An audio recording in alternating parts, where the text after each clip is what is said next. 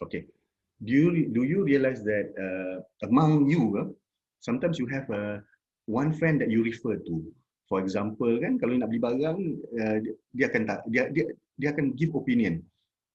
Kan kadang-kadang you want to purchase a laptop, so ada seorang kawan tu kata, belilah laptop ni, jangan beli laptop tu. Laptop ni bagus. Laptop ni, these are the functions of the laptop. Laptop ni, you akan dapat discount. Laptop ni ada warranty for 5 years, whatever. So this person is called a leadership. Opinion leaders. The process which one person, the opinion leader, informally influences others. Selalu ada. Kadang-kadang kita nak beli, yang perempuan tu nak beli tudung kan. Lepas tu kawan cakap, kau jangan beli yang tu, kau beli yang ni. Aku dah beli yang ni. Okey lah kain dia. Tak payah busuk. Ataupun dengan cerita kau nak beli handphone, kau jangan beli yang tu, kau beli yang ni. Macam kau beli. So orang-orang macam ni kita panggil dia opinion leaders, kan? Orang yang akan informally, dia bukan formal, informally influence others, kan? To make their purchase decision. So dia ada terbagi pada 3 situasi, daripada segi situasi self-involvement, product involvement and social involvement. Okay, you have opinion leaders, orang yang mendengar tu kita panggil opinion receivers. So in terms of self-involvement, kenapa opinion leaders ni dia nak beritahu orang, dia nak influence orang? In terms of self-involvement, satu, dia nak reduce post-purchase dissonance. Sedar tak? Kadang-kadang dia beli. Dia dah menyesal beli ke, kan? Lepas tu dia kata, aku seorang beli, aku nak influence others untuk beli. Yang kedua ialah gain attention from others. Dia nak beritahu, dia dah beli iPhone 12. Lepas tu dia nak show off expertise. Dia ni memang suka gadget. Dia nak tunjuk lah, dia ni power, ilmu dia banyak tentang gadget. Ataupun dia nak rasa experience converting others. Tengok ramai pakai Samsung je, aku seorang je pakai iPhone. Nak convert orang jadi macam dia. So in terms of opinion receivers, ni orang yang dengar ni, kenapa dia nak dengar daripada opinion leaders? Because dia nak reduce perceived risk. Dia nak reduce risiko. Yang kedua, dia nak reduce search and shopping time. Dia tak perlu cari-cari maklumat dan semua. Kawan dia dah beli. So dia tanya. Okay, in terms of product involvement, opinion leaders ni kenapa dia cakap? Kenapa? Sebab dia nak express satisfaction atau nak complain about product or services. Kadang-kadang dia kau dah pergi kedai baru tu. Makan sedap. Kan? So orang yang kawan tu, makan sedap kan? Aku nak pergi. Dia kata, kau tahu tak kedai baru ni? Teruk tu, servis. Makan sedap tak teruk, servis. Nak tunggu order 4 jam. Tu opinion leader. Dia nak beritahu kat orang, dia dah consume product or services tu, dia nak beritahu baik ke tak baik ke. Okay. So for the opinion receivers pula, dia nak learn additional and efficient way to use product tu. Ataupun dia nak learn about newly introduced product. Macam sekarang lah. Ramai opinion leaders ni sekarang bila come to kereta X50 kan. Kawan tu. Ataupun X70 hari tu lah. Kawan kata, aku beli teruk tu servis lah. Barang tak ada hari tu, accident sikit, lampu, tunggu sampai 8 bulan. Sebab opinion receivers ni, dia tak tahu sebab benda tu baru lagi in the market. So dia nak tahu daripada orang yang dah pakai. Okay, in terms of social involvement pula, for the opinion leaders ni dia nak express friendship. And by providing others with consumption related information. Dia nak nak berkawan. Kadang-kadang ada orang ni dia tak boleh berkawan tu. Bila dia nak berkawan, dia kena cerita pasal apa dia dah beli, apa benda semua. And then for the opinion receivers pula, dia nak beli yang orang semua dah pakai. Dia nak approval of others. Macam aku seorang pakai ni kan. Okay. Alright. Characteristic of an opinion leader, of opinion leaders. Macam mana nak cakap orang tu ialah opinion leaders. One is knowledgeable in product category. Dia tahulah pasal gadget semua dia tahu. Self-confident, outgoing, sociable. Dia ni suka cakap. Read special interest publication and website. Dia suka gadget, dia memang, dia tahulah. Dia suka baca website gadget, dia suka ada publication on gadget, dia memang baca. Often same socio-economic and age group as receivers. Selalu kawan-kawan you lah, sama umur, sama apa. You takkan tanya opinion leaders daripada orang yang lebih power daripada you. Unless that product memang dalam kepakaran orang tu. Contohnya kan, lepas ni you nak buat master, you nak cari general yang terbaik, you tanya profesor you. Tapi you nak tanya kawan-kawan ni. Kan? So you akan tanya orang yang lebih. Untuk produk-produk ataupun services yang besar, kan, you akan tanya orang yang expert. You jarang you tanya opinion leaders. Okay. So macam mana kita nak tahu kita ni opinion leaders? Ini self checklist. Contohnya, I am usually the first one in my circle of friends to know about new technologies.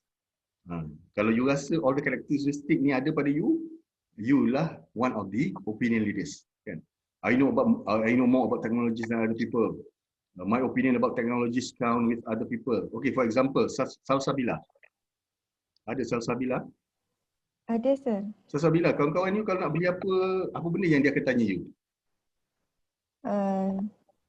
Contohnya, nak beli apa tu? Tak adalah. Ada tak macam kadang-kadang ada orang tak ada orang tanya apa-apa. Macam saya kan, macam saya kalau kawan-kawan nak tanya ataupun something wrong ataupun nak buat purchasing tentang kereta, dia akan tanya saya. Ada ke? Kan, kereta, Din, apa kau rasa pasal kereta ni? Din, aku punya aku bawa lepas 100 km sejam ada bunyi kat depan. So kawan-kawan saya suka tanya saya tentang pasal kereta. So Salsabila, kawan-kawannya suka tanya pasal apa? Ke tak ada? Macam-macam. Oh, macam-macam tu tak opinion leaders lah. Dia kena satu benda. Kalau nak tahu sesuatu ni, jumpa Salsabila lah. Ada tak? Tak ada kot. Tak ada. Dalam kelas tu ada tak orang macam tu? Yang nak tanya sesuatu tu kena tanya dia je.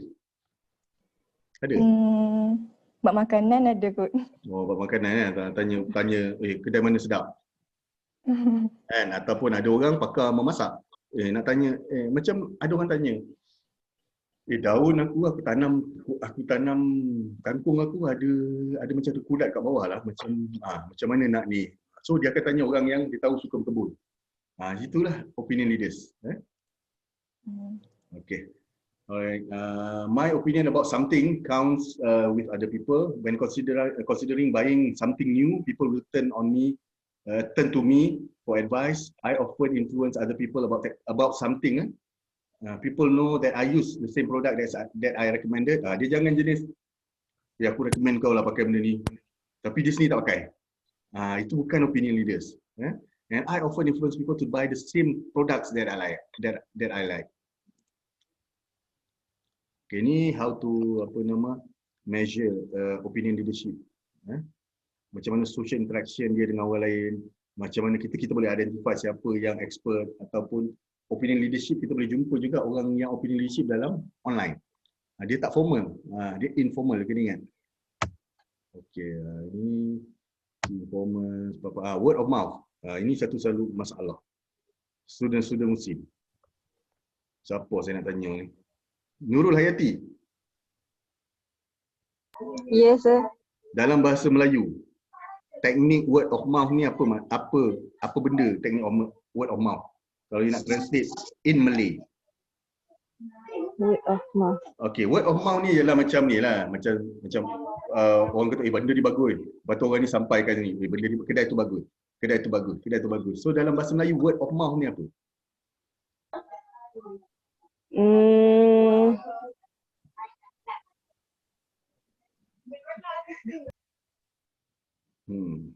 Siapa tahu? Macam testimoni ke, sir? Bagus lah. You cakap macam tu pun bagus. Sebab you tahu tak, selalu kalau kami lecturer marketing ni ajar student, kalau student cakap word of mouth, bahasa Melayu tahu apa? Teknik pemasaran mulut ke mulut. Kami sejak bila word of mouth tu mulut ke mulut? Kita cakap mulut ke telinga. Kan?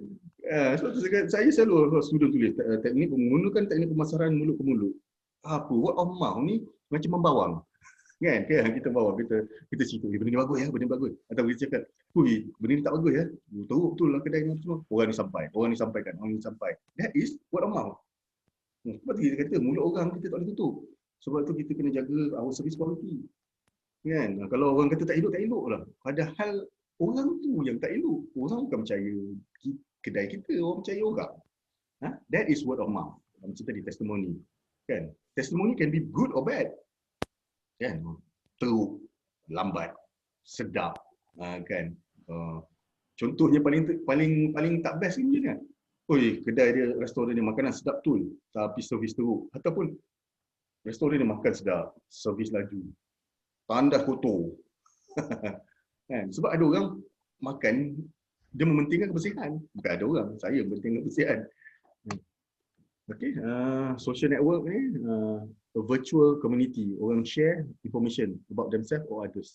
Okay, salah satu contohnya macam itulah, kita ada club, online club kan, yang tak formal, kadang-kadang tak perlu bayar pun.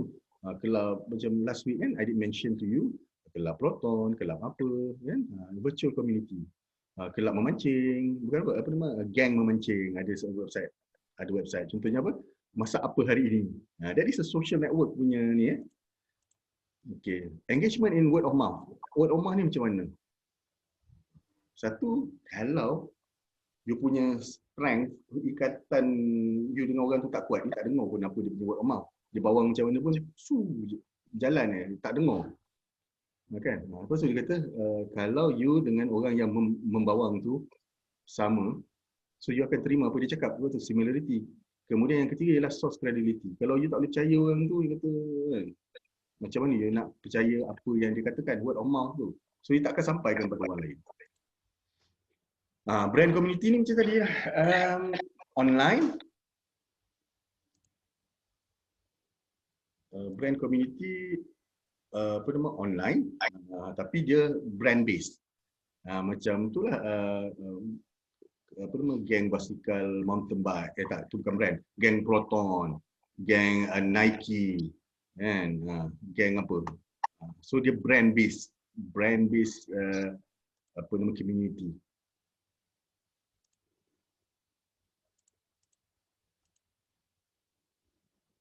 Ni viral advertising. Biasa sekarang you tengok ramai orang buat video using viral advertising. Kan? Macam apa kita selalu tengok apa, Kokom kan. Dia buat viral advertising. Before this, sometimes apa nama, viral advertising, people use, zaman dulu orang guna email, sekarang orang guna video boleh WhatsApp, boleh letak kat FB kan. So people use viral advertising. Okay. Ini ialah macam mana orang adopt produk. Katakan kita ada produk kita. Ada orang yang kita introduce saja terus adopt. Those people are called the innovators. Sebab dia tak tahu pun produk kita elok ke tak, dia try. Orang yang try ni orang yang suka innovate. Kan? They are called the innovators. Kemudian selepas kita dah kenalkan produk kita berapa lama sikit, dalam sebulan dua, ada pula group lah. Next group is early adopters. Innovators ni jenis yang kita introduce dia terus beli produk kita. Yang ni dia tak tahu kita elok, kita tak elok, semua dia beli. Kemudian kita ada early adopters, orang yang selepas tu. Kemudian bila kita dah nak pick tu, ada early majority, kemudian ada late majority. Ni laggards ni orang yang macam tertidur dalam gua kan. Tiba-tiba baru nak beli barang you, dan juga hebatlah barang ni apa semua. Orang kata, aku dah pakai lah tahun lepas benda ni viral tahun lepas. Bukan tahun ni. So you nampak lah, inilah pembahagian orang-orang ni. So macam mana?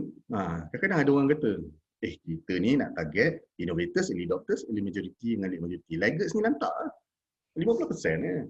No. Macam mana kita nak convert laggards ni? Mungkin, okay, katakan you ada produk lah. You ada biskut viral. Biskut you biskut, macam semalam, ya Allah, kuih Seri, bukan Seri Muka, kuih Seri apa? Seri Ayu. Pernah dengar kuih Seri Ayu? Pernah, sir. Macam mana rupa kuih Seri Ayu? Color apa? Hijau. Hijau kan? Saya balik semalam, balik office, saya tengok atas meja ada kuih Seri Ayu. Saya tengok satu bekas besar kan, tapi tinggal dua je. Baru saya kata, abang, ni orang tinggalkan abang. Budak-budak ni makan laju betul. Kata, kuih apa ni? Kuih Seri Ayu. Saya kata, berapa ringgit ni? Wah, saya beli 8 biji RM10. Mahal tak? Mahal kan? RM1 lebih satu kan? Saya kata, kuih Seri Ayu macam mana? Sebab saya tengok kuih atas tu ialah kuih dia hijau, tapi atas dia bubuh krim cheese. Lepas tu atas dia ada grated cheese lagi. Lepas tu saya rasa, ya Allah, lembutnya dia punya tu. Saya kata, patutlah mahal dan besar. Kan? Daripada kuih Seri Ayu, siapa suka? Kadang-kadang kan atas dia ada kelapa, lepas tu kadang-kadang bawah dia hijau dia keras batu kan. Lepas tu kadang-kadang macam kenyal lah, you boleh baling-baling kan tu. Tapi yang ni dia punya gebu dan benda semua. Katakanlah benda tu dah viral sebenarnya dah daripada bulan 1. Saya ni orang lambat. Kan, saya ni laggard. Saya ni ke-15. Tapi bila saya kata sedap. Rugi tak kalau dia tak target saya? Sebenarnya dia kena target saya sebab bila saya dah suka, saya ni boleh jadi itu apa? Innovators untuk the next product dia. Sebab kita dah lambat ni, kita dah lambat ke belakang. We are the minority 15%, kan? The last 15% of the people who adopted the product. Tapi dia kata bila dia introduce produk baru, sepatutnya dia convert kita jadi innovators. Sebab tu dia kata, orang yang innovators, orang yang early adopters, kemungkinan the next product dia akan jadi laggards. Dia nak tahu kenapa. Mungkin the early innovators 10% ni dia tak suka. Terus tak jadi client. Early adopters pun sama. Ataupun dah terlalu lama. Benda tu dah one year back. Boring lah. So sebenarnya that is why kadang-kadang we have to target the laggards. So how? How to, mana ni habis. So how to target laggards ni? Laggards ni, bila saya suka ciri apa tadi dalam Sri Ayu tadi, lembut. So next mungkin boleh buat kuih yang lembut. So dia kata, apa decision innovation yang required next product saya. Yang tu. Apa yang laggards suka, you boleh gunakan untuk next product you. Lepas tu, marketing effort you dah tak perlu lagi. Waktu dia orang beli, dia kata, bang, abang suka kan? Kami ada produk baru nak keluar 2 minggu depan. Nampak tak? Marketing dia pun jadi mudah. Dan saya rasa tak kompleks kan untuk you reach this group of laggards ni untuk produk baru ni. Okay, apa itu risk aversion? Orang yang tak suka ambil risk ni. Ada juga orang yang tak suka ambil risiko. So orang yang tak ambil risiko, dia tak tahan dengan ketidakpastian. Tak pasti tak payah beli. Satu, orang macam ni dia always kalau ada beli barang tag tak buka. Dia akan tengok belakang tu ada apa semua, dia akan baca. Oh ni kena makan 3 kali sehari. Ni. Dia tak beli produk yang dia tak pernah pakai. Susah nak influence dia untuk produk baru. Kalau produk tu contohnya ada meja kan, meja tu ada 2 jenis, satu DIY, satu meja dah siap, dan meja DIY tu terlalu murah. Katakan meja dah siap tu 100, meja DIY tu RM10, you kena pasang sendiri. Dia tetap tak beli yang RM10, dia beli yang RM100 walaupun mahal. Jenis orang risk aversion, risk adverse punya orang. Ataupun time dia masak. Kalau macam tu masak, macam tu lah masak. Dia tak nak try. Tambah cheese ke, tambah bawang tu lebih sikit portion ke, tak nak. Macam tu lah. Ni orang yang risk adverse. Okay, so far ada soalan? Ada soalan? Oh, sekejap. Saya belum sedar, ada orang tanya.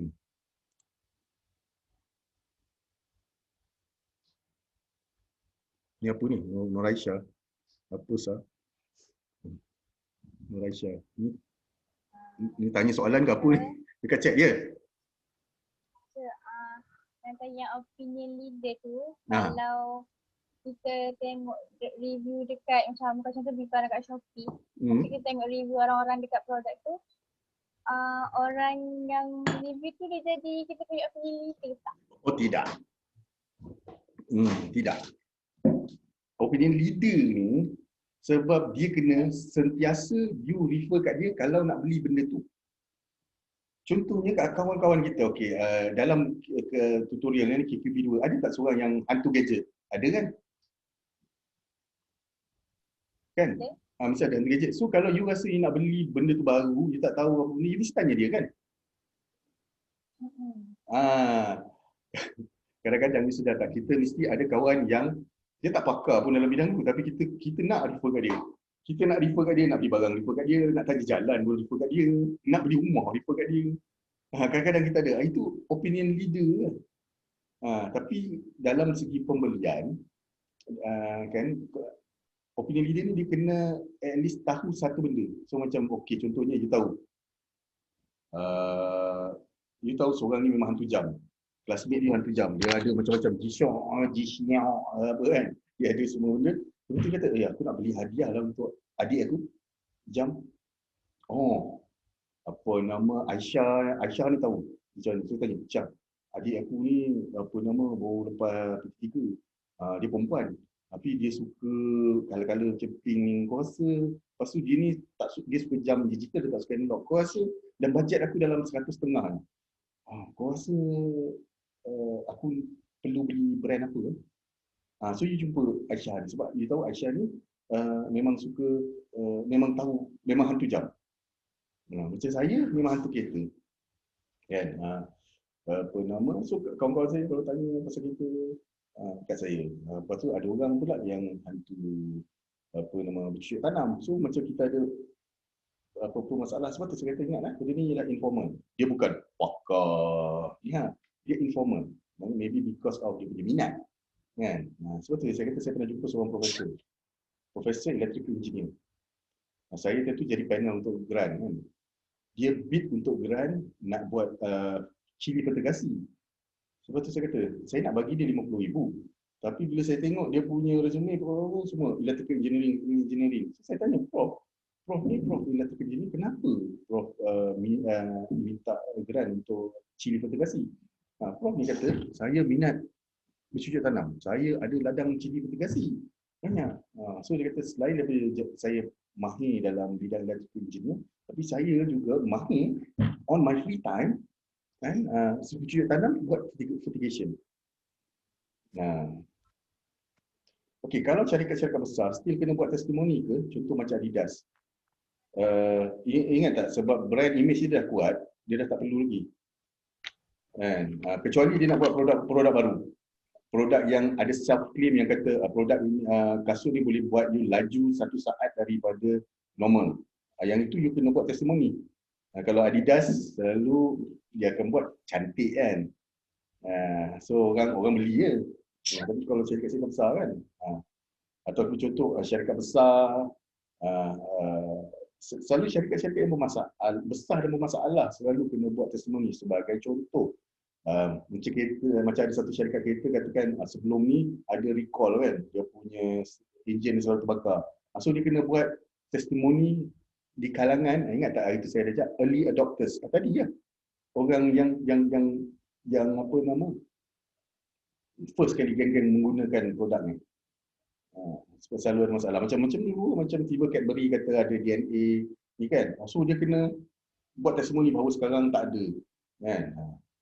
So selalu yang pernah buat testimoni ialah satu ialah company SME, company yang kecil dengan produk baru. Boleh company kecantikan semua. Dia kena tunjuk. Okey. Ada apa-apa soalan lagi? Okey, saya dah jawab soalan Aisyah Radwan. Okey. Ini Salsabila dengan geng-geng ni apa nama Nuraisyah ni. Ini kosmetik kan? Geng mak-mak aje Nuraisyah. Selalu dengar iklan. Saya dengar radio, time nak pergi office je. Saya selalu dengar tu Nuraisyah, geng mak-mak je. Lepas tu minyak telon Najiha. Lepas tu Cokodap. Lepas tu baju kurung khas Nuri. Baju kurung khas Nuri. Selalu saya tengok iklan tu je lah. Tengok. Okey, tak ada soalan. Saya migrate to another chapter lah. Topic 3B. Topic 3B is on chapter 10. So topic 3B and 3C dua-dua pasal chapter 10. Cuma chapter topic 3B tu dia pasal family. Pasal family.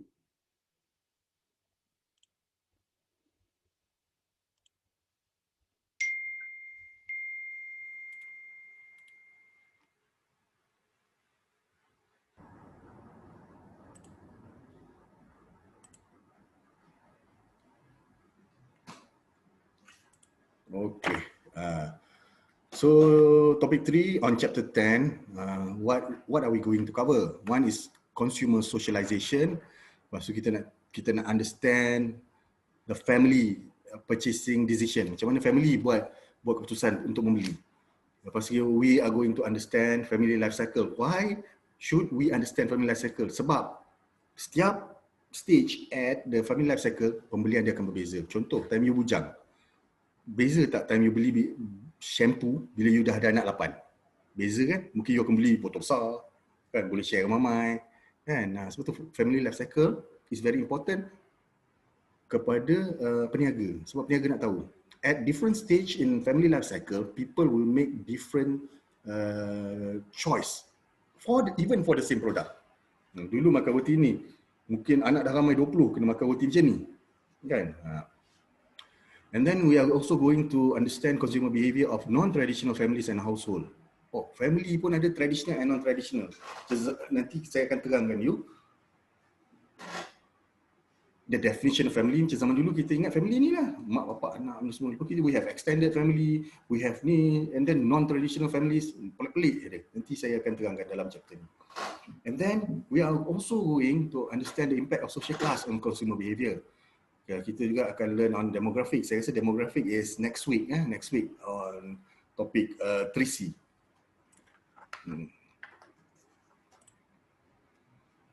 Okay, what is socialization?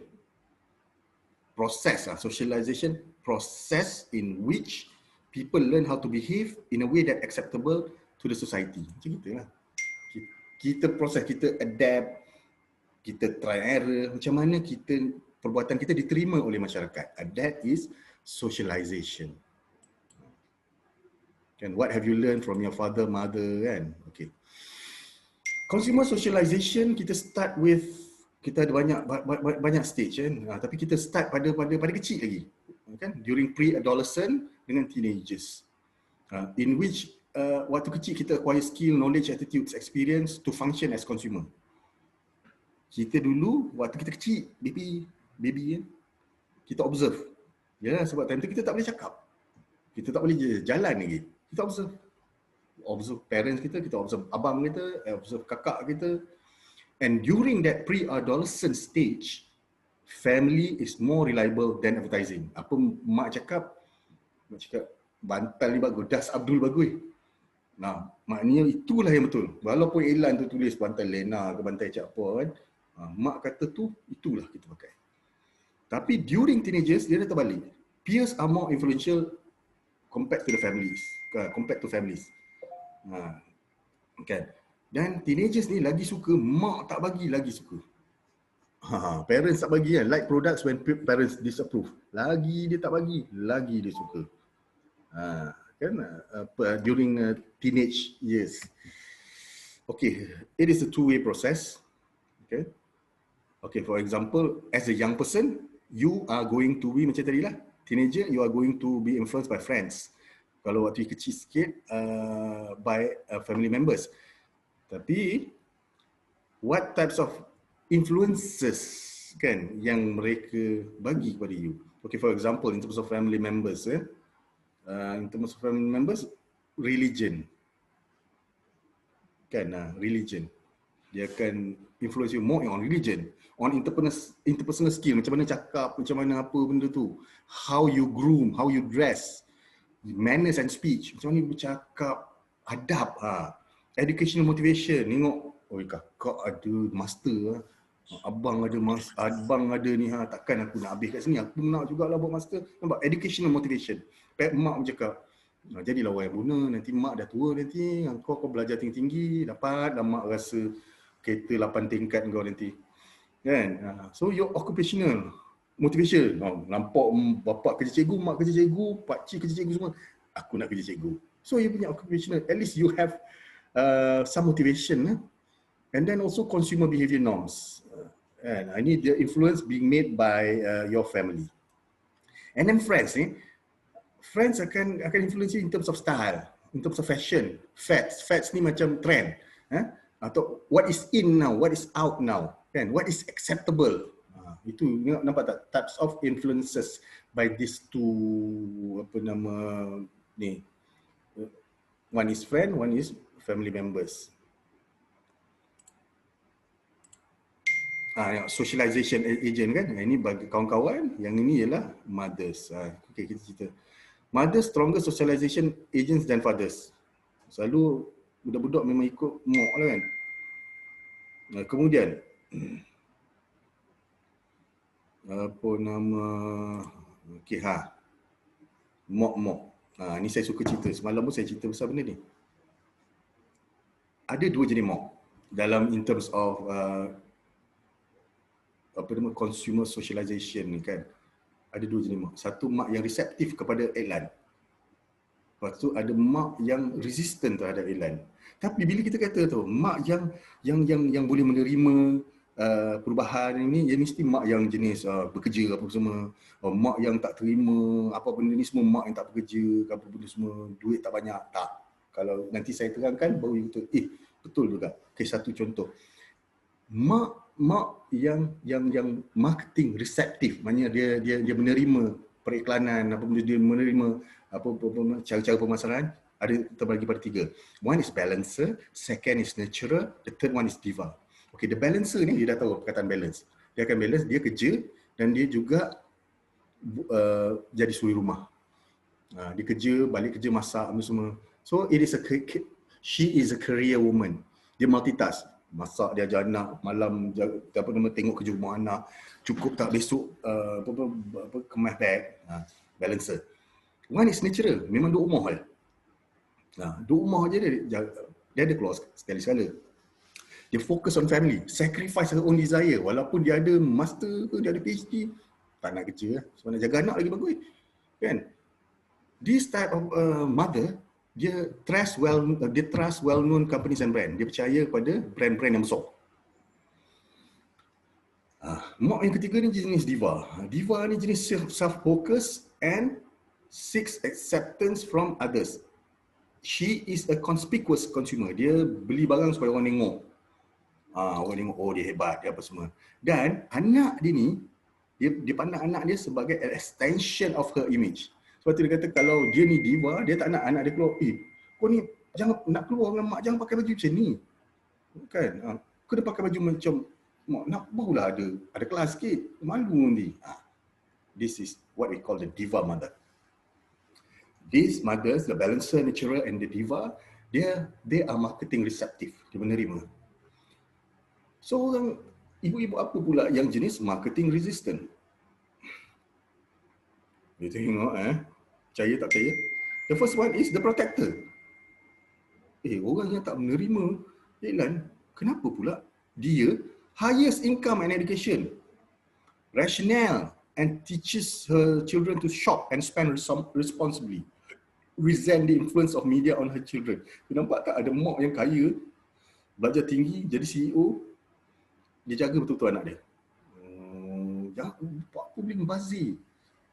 Bazir, kita kena beli yang kan, yang berguna untuk kita. Ni apa nama social media ni bukan bagus pun. Dia kaya, lagi dia knowledgeable, lagi dia pandai, lagi dia ada power. Dia protect anak dia daripada elemen luar. This is called the protector. And then the struggler ni, dia tak bagi anak dia benda baru bukan sebab dia kaya dia apa, dia tak ada duit. Waktu dia kata, jangan beli ni, tak malu. Tunggu sale nanti. This is the struggler. Memang tak ada duit. They are very price and value conscious shopper. The stoic. Stoic ni jenis mok yang tak bercampur dengan orang. Kan? Apa nama? Maknanya tak boleh. Ni tak boleh, tu tak boleh. Stoic. Okay, ini different parental styles and consumer socialization. Okay, kita tengok on the right is, okay, on the left is very nurturing, dia betul-betul didik anak dia. Yang sebelah kanan sekali, towards the right, the extreme, in the continuum towards the extreme is not nurturing. Paling atas sekali, mak yang jenis, okay, bagi je apa semua, yang bawah tu tak boleh langsung. So kita ada the extreme of the continuum. Atas ni jenis, kau nak ambil hampir lantak lah kau. Yang bawah ni, tak boleh. So itu the extreme. Yang sebelah kiri ni betul-betul sayang anak, jaga anak. Yang sebelah kanan tak. Okay. So parents yang dia bagi anak dia apa nak, tapi dia sayang anak dia, dijaga betul-betul.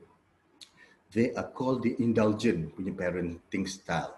Orang ni mempunyai parenting style dia ialah dipanggil indulgent. Dia cerita kat anak dia, advertising, benda ni bagus, benda ni tak bagus. Kan, anak-anak aku dia bagi. Lepas tu kata, Ella ni, yang ni jangan tengok, yang ni boleh tengok. Lepas tu anak dia kata, tak apalah kau nak beli apa, mak bagi duit. Ni. Lepas tu mak dia akan bincang, ni kalau macam ni bazir, macam ni tak bazir. Yang ni saya bagi bagus lah. Dia very nurturing and at the same time dia bagi juga. So parents yang bawah ni, dia tak bagi langsung dan tapi dia very nurturing. Dia sayang sangat anak dia. Kan? Dia jaga anak dia semua tapi dia tak bagi langsung. This is called the authoritative punya parenting style. Yang atas ni pula yang jenis dia tak adalah sayang sangat anak dia, dia tak jaga anak dia dan dia bagi je apa nak, ini dipanggil neglecting. Tak kisah langsung anak dia.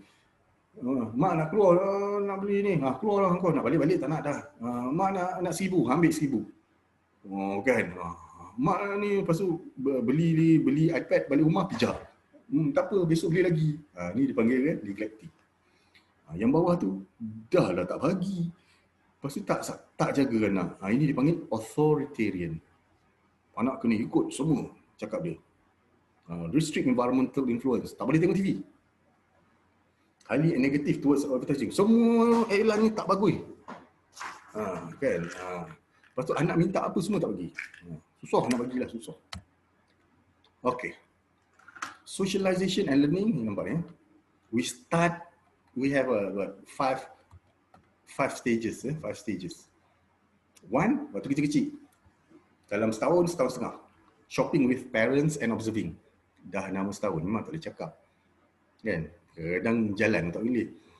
So macam mana? Kita tengok macam mana you tengok semua adik-adik you. Kalau mak pok bawa pergi keluar, naik stroller kan. Kalau ada naik stroller ataupun duduk dalam troli you.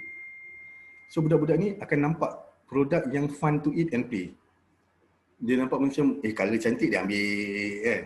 Nampak roti tarik, penyek-penyek. Okay. Parents may buy some items to reward children for good behavior. Nampak, tak nangis lah dia. Nak coklat, ambil. Ini stage 1. Shopping with parents and observing. Umur setahun hingga setahun setengah. Stage 2. Shopping with parents and making requests. Ini dah boleh cakap sikit. 2 tahun hingga 3 tahun. Children begins to connect advertising with items in the store, delight parents with cognitive development. Dia boleh tahu, ni yang iklan dekat TV tu kan, selalu tengok kartun pun tak ada iklan. Lepas tu dia akan tunjuk, budak kecil dia tunjuk. Nak tu, dia tak cakap, dia tunjuk. Mak pun beli. Stage 3, shopping with parents and making some selection. Umur 3 hingga 7. Dia dah boleh tahu mana satu iklan, mana satu cerita. Budak-budak dulu tak ada. Dia tengok dalam cerita kartun tu pakai baju tu dia nak. Yang tu time stage 2. Stage 3 ni dah boleh tahu, ni iklan, ni bukan iklan. Okay. Yang ni anak akan guling-guling nak barang. Lepas tu kadang-kadang dia nego, mak nak ni, kalau tak nak nangis. This is stage 3. Shopping with parents and making some selection. Stage 4, shopping independently. Budak ni dah 7 hingga 11 tahun, dah boleh beli sendiri. Stage 5, complex shopping and skepticism. Ni dah remaja. Kan? Dia suka pergi dengan kawan-kawan, dia beli kat shopping complex, benda semua. Dia boleh negotiate lagi harga. Ini socialization in terms of being ni. Okay, generational socialization. Yang ni best. Macam saya rasa, I did mention this thing I think 2-3 weeks ago. Sedar tak? Preference and loyalties are often transferred between generations. Kadang-kadang kita tak sedar, nenek kita suka bagi Colgate, mak kita pakai, kita pun pakai.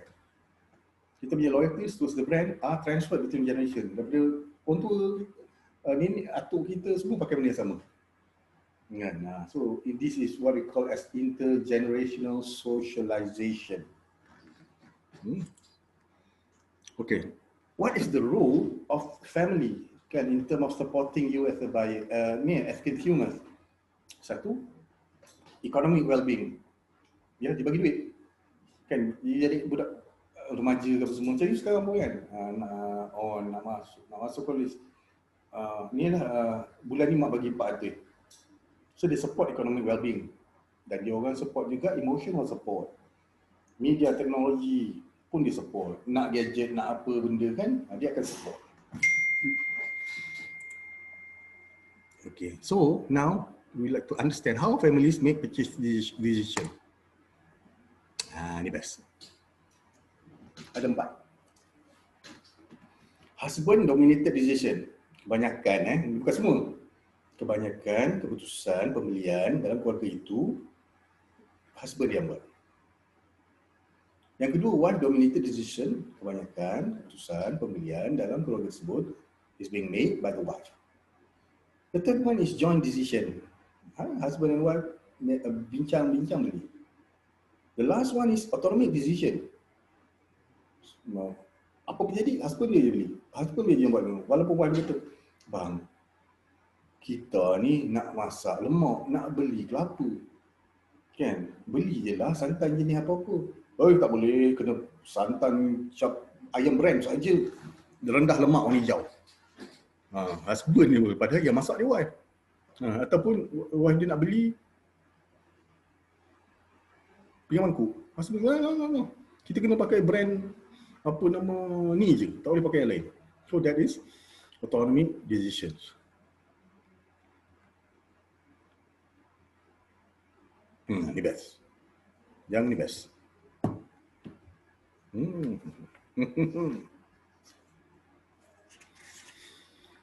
Macam mana anak-anak influence purchasing decision dalam family. Satu, anak bagi pressure. Biasa. Kan anak pressure, mengamuk apa benda semua. Guling-guling lah. Second is exchange. Mak, kalau mak beli ni, nanti saya basuh, saya cuci tandas mak. Dia exchange. Dia promise something in exchange. Mak, kalau mak belikan laptop nanti, saya janji saya akan bersihkan laman kat luar tu. Saya akan tanam pokok bunga, 18 jenis bunga. That is exchange. Rational ialah kanak-kanak ni akan argue dengan kita, tapi ada logical argument. Mak tahu tak ni? Acik tengok iklan ni, iklan tu dekat TV dia kata, macam ni doktor tu kata, macam ni kena beli yang ni. That is rational. Consultation ialah anak dalam membuat decision making, dia incorporate sekali mak dengan bapa punya pandangan. Mak, saya nak beli laptop, saya nak tanya mak punya pandangan macam mana. In gratification, dia paling best. Dia macam bodek. In gratification dia macam bodek. Children tries to get parent in good mood first and then make the request. Dia jadi baik semua kan. Dia tunjuk dia baik hari ni. Pelik pula anak kita selalu mengamuk ni. Tak mengamuk. Dia tunjuk dia baik semua. Lepas tu baru dia minta. Mak, hari ni saya dah jadi baik ke mak? Boleh tak belikan saya gula-gula? Okey. Yang ni best. Setiap orang dalam family akan mainkan peranan ini. Contoh, saya ambil satu contoh. Katakan kita nak beli. Kalau kita beli, kita jadi buyer. Betul. Katakan kita membeli aiskrim untuk anak kita. Apa cerita dalam ni? Anak akan jadi influencer. Kita akan decide beli. Dan kita jadi pembeli. Kan? Tapi yang memakainya ialah anak kita. Yang tukang buang sampah dia kita. Inilah rules. Kan? Rules and measurement dalam ni lah, dalam keluarga. Bila kita dalam ni membuat purchasing. Okay. Alright. Contohnya kalau macam parents kan, saya nak beli kereta. Nak beli kereta baru. Kan? Mungkin anak jadi influencer. Belilah yang besar sikit. Kan? Gatekeeper ni orang yang pegang maklumat. Apa yang boleh bagi, apa yang tak boleh bagi pada anak. Ini boleh, ini tak boleh. Okay, decider yang decide nak beli kereta kita. Beli kita. Prepare ni, kita buat loan, kita benda semua. Yang pakai semua orang, satu family. Yang maintain kita. Kan? Yang nanti kalau dah rosak nak buang tukar baru kita. So setiap family ada, members of the family have their own role. Okay, understanding the family life cycle. Ingat tak tadi saya kata family life cycle is very important, especially for kita. Kalau jadi seller kan, manufacturers, dia akan tahu. We started our life with being bachelor. Ada yang start lahir tu kahwin? Tak ada kan? Bachelor. Okay. Lepas dah jadi bachelor, kita kahwin. This group is called the honeymooners. Kahwin tanpa anak lagi, honeymooners. Kemudian bila dah ada anak, we enter into the stage of being parenthood. Lepas tu anak dah besar, anak dah duduk tempat lain, panggil post parenthood stage in the life cycle, in the family life cycle.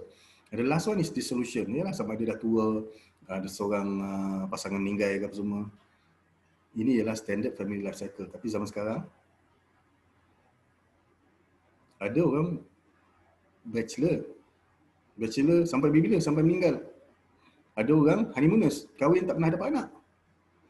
Ada orang bachelor, honeymooners, terus dissolution. Salah seorang daripada pasangan meninggal. Atau ada orang juga bachelorhood, honeymooners, dissolution sebab bercerai. Kan? So kita kata life cycle sekarang pun dah different. Okay, ini nak tanya soalan. Remember, you have 5 stages in a family life cycle.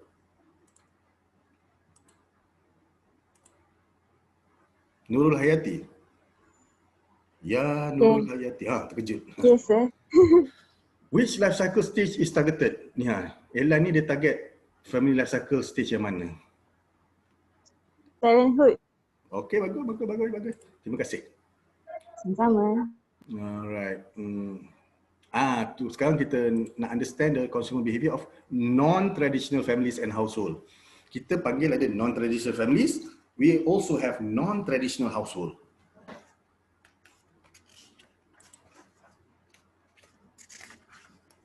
Non-traditional families defined as families do not readily fit into family life cycle.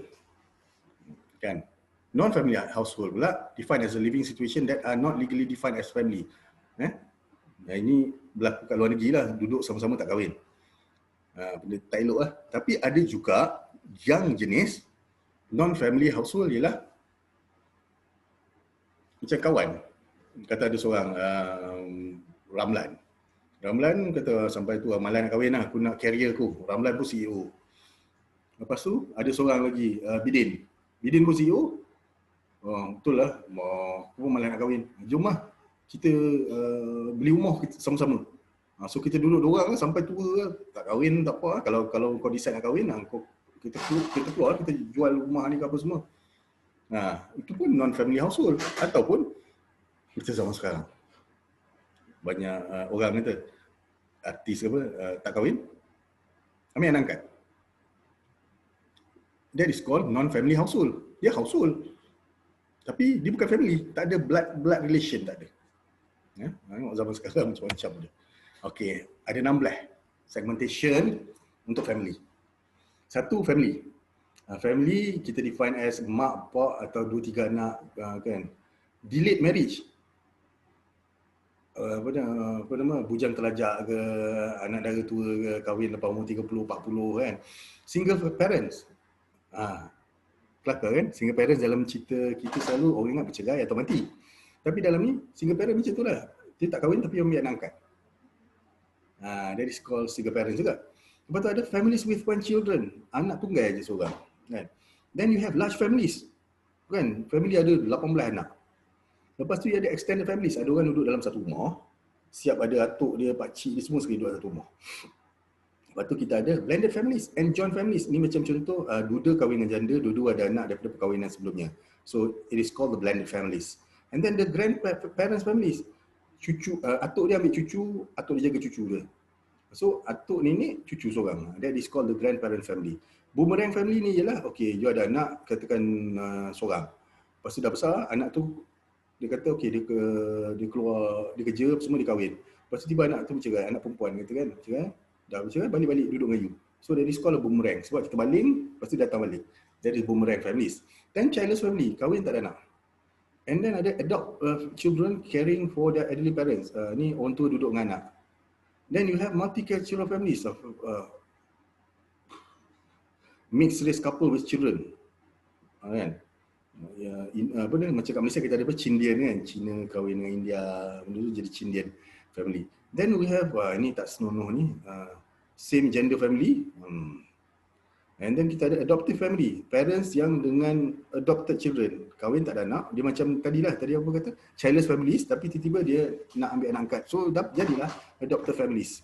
Ataupun caregiver as part of the family. Dia tukang jaga je. Tak ada pertalian darah, dia tukang jaga family ni.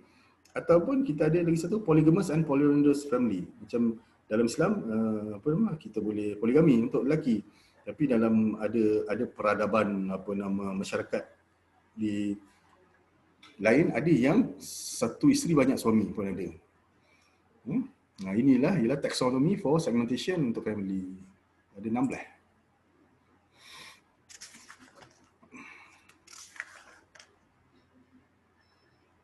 Okay, so macam mana kita nak target this 16 segments ni? Kita kena recognize dia orang ni exist. Dan family-family yang non-traditional tadi. Kan, macam orang ni dia duduk dengan orang ni, kawan duduk dua orang, ambil anak angkat. Kita jangan alienate. Kan? Kita jangan alienate non-traditional families dan kita jangan alienate traditional families. So sebagai marketers kan, ataupun sebagai company, kita tak boleh alienate, kita tak boleh marginalize mana-mana group pun kan, dalam the segmentation ni. Okay, saya rasa kita boleh cover satu lagi. So maknanya you dah sama dengan kawan ni. Kita cover sekali 3C. Sekejap saya cari 3C. 3C ni simple because 3C is all about you. 3C, mana 3C ni? Oh, salah buka. 3A saya buka. Okay, 3C ni is about family and social standing. Social class, demografi. Dalam ni ada banyak statistik. Yang ni you boleh baca sendiri lah. Saya akan tunjuk sikit-sikit lah. Okay.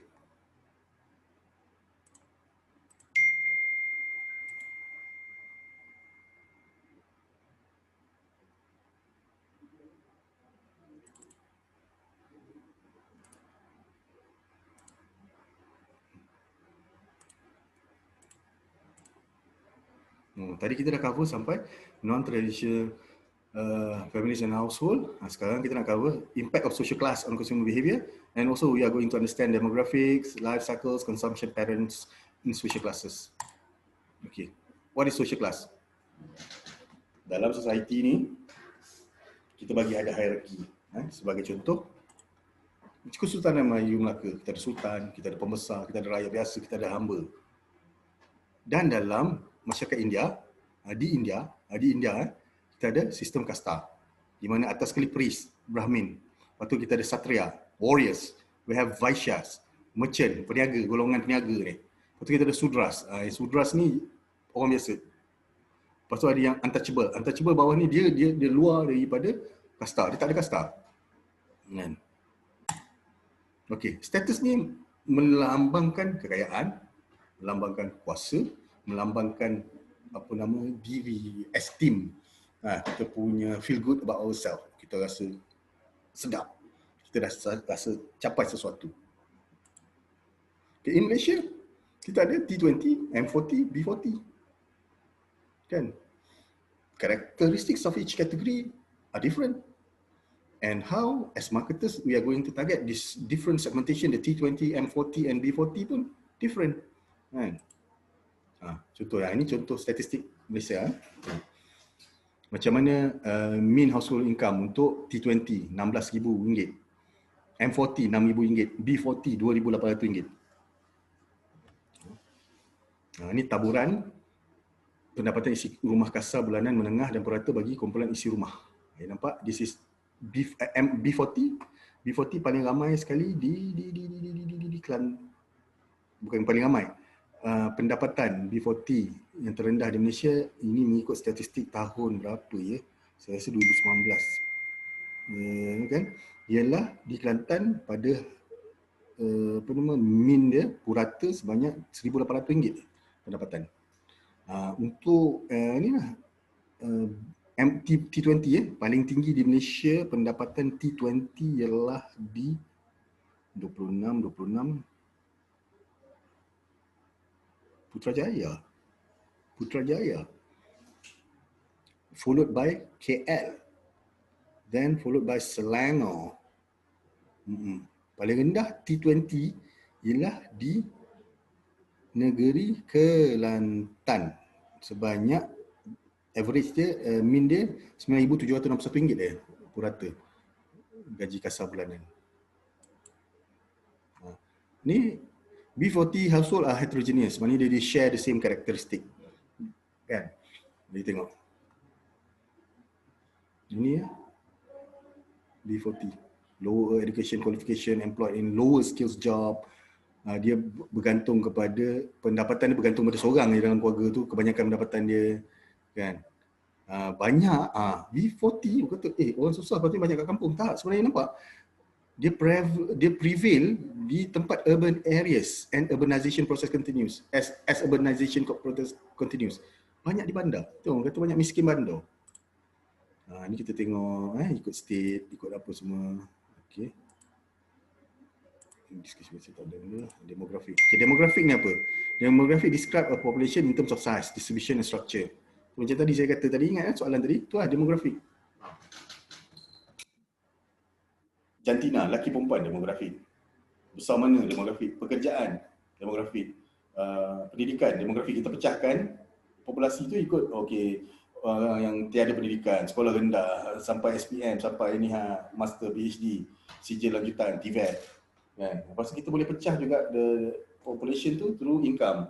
Pendapatan banyak ni, pendapatan tu. Ataupun umur, orang yang kanak-kanak, remaja, adults, senior citizens kan. Kita boleh pecahkan ikut. Itulah demografi. Contohnya di Malaysia, ni 2016 ada 31.7 juta orang, di mana 68% ni ialah Bumiputera. Ni tengok. Banyak macam ni. Daripada 31 juta tadi, 30 berapa juta tadi kan, ni nampak ni. Kita ada 29 juta citizen, kita ada 3.2 juta bukan citizen. Nampak penduduk Malaysia tadi ada 32.6 juta pada tahun 2019. Kan? Di mana ni penduduk bukan warga negara. Penduduk kita ada 32.6 juta, di mana 29 juta ialah warga negara, 3.2 juta ialah bukan warga negara. Banyak Ini pecahan ikut jantina. Ini yang saya nak buat nanti. Saya nak you buat nanti dalam task 2. Kan, daripada soalan nanti kan, soalan yang kita akan bagi nanti, you akan buat ni infografik. Berapa lelaki, berapa perempuan responden, berapa umur, berapa ni, you akan keluarkan benda macam ni. You akan keluarkan benda macam ni.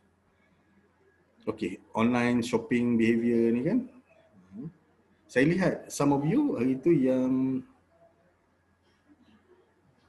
you punya task 1 dengan assignment kan, banyak.